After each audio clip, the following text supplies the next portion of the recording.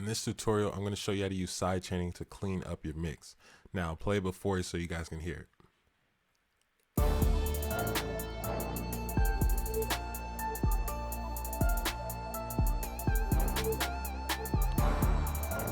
As you can hear, the mix doesn't sound bad as it is right now, but there are frequencies conflicting, and those frequencies live in the bass and the kick.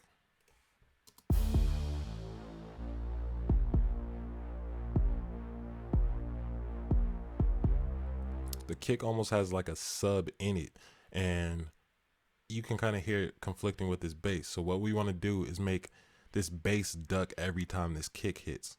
That way we can keep the same sound and frequencies in each of them, but the kick still shines through.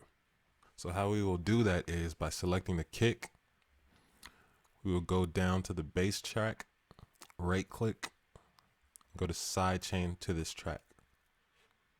Now we will click on the bass track, go to slot 1, we'll go down to fruity limiter, and right here, put it on the compressor setting. Once you do that, you'll see sidechain right here. Just scroll this up to number 1. Now we want to bring the threshold down to about -20 dB. And you can see the number changing over here when I move it. Just bring it about -20 dB. It doesn't have to be perfect. Ratio, you want to bring that up to maybe about 3:1 or 4:1. So I'll just go in between for right now. Now when I play it, you should see the kick frequency coming through right here. Alright, so it's working. You could see that the kick signal is coming through. Now what we want to do is make it duck. So we're going to bring the threshold back some more. Now you see how much is jumping right here? That means it's working, but we're not using this as an effect like they do in EDM music and things like that. So we want to make it very subtle.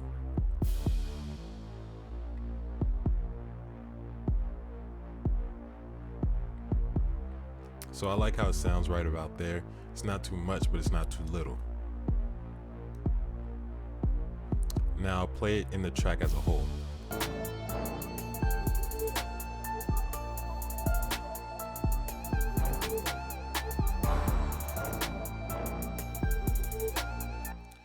Now by using that sidechain trick, I didn't have to turn my kick up more. I didn't have to lower my bass. Everything still sounds good where the levels were, and I made both of them fit. Now you can use this technique in a lot of different ways. For an example, we can sidechain the snare to the hi-hats to add an extra rhythm and make the snare shine through more. So we'll try that out. Alright, so here's my hi-hats and this is my snare. So select the snare track, go down to the bottom of your hi-hat track, sidechain to this track. Then we're going to click on this one, go over to slot 1, add the fruity limiter, compressor setting up to 1, bring threshold down to -20 dB, ratio up to about 3:5 to 1. So right there. Then we'll play it and see if we're getting the signal from the snare.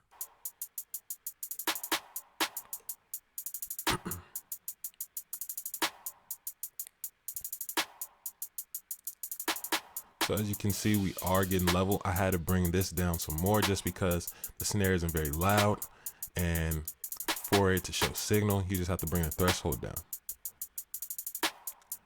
Alright, so let's watch this meter now and see how much it's jumping.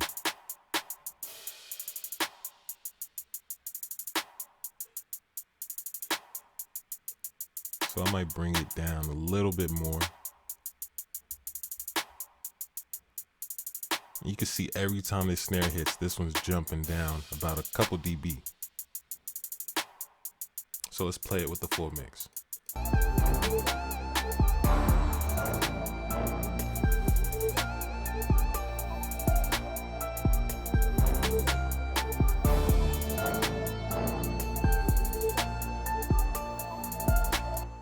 So as you can hear, it just adds a lot more clarity to the mix, and you could do this for any channels you want.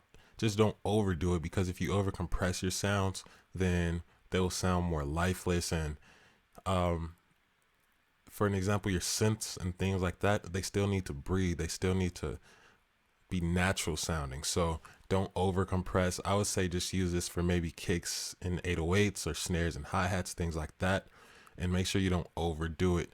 Just back off the threshold just enough to hear the effect and get the sound you're looking for, but not too much, because again, we're not using this as something like a creative tool. We're using this more as a technical tool. If it was creative, we'd be using it as like an EDM producer where it pumps like bwam, bwam, bwam. We don't want that. We just want it to back off just a little bit so the sound that we're side chaining from can shine through.